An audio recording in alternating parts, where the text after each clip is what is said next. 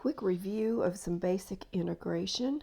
First off, we know that if we take the derivative of some function that has an x to the power, we're going to multiply by the power and subtract 1 from that power.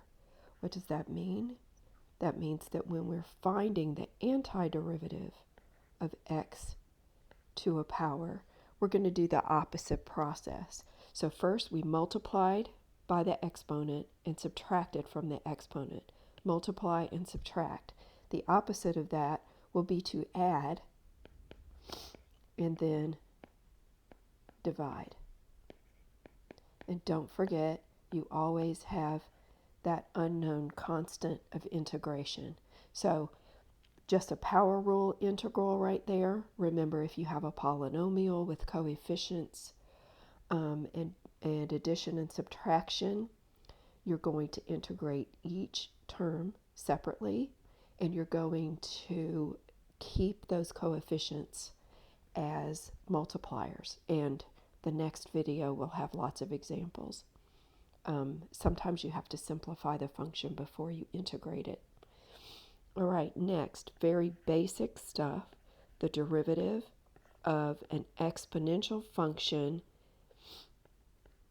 raised to the power with x to the first power. Remember, we copy e to the power, and then we take the derivative of the power and multiply.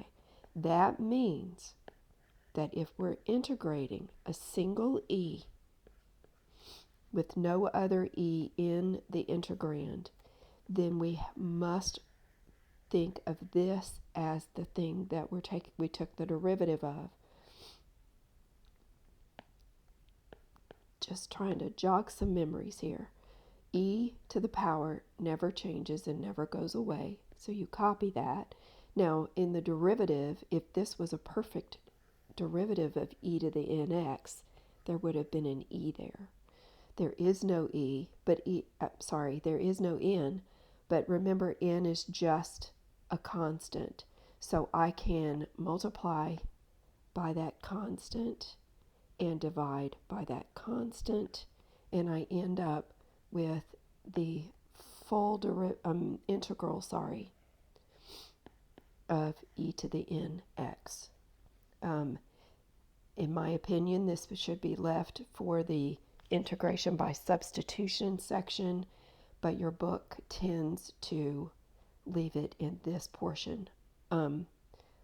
Next, we know that the derivative of a logarithm, just plain old ln of x, is the function on the bottom, and the derivative of x is 1 on the top.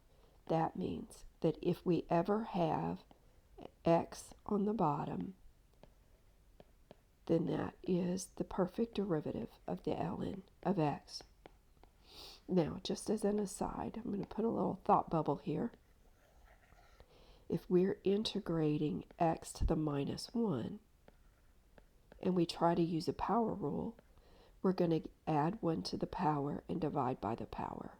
We cannot divide by 0. That's how we know that this is the ln. In the next video, I'll just be working a whole bunch of example problems using these 3 basic integrals and some algebra, always fun. Try the homework for 4.1.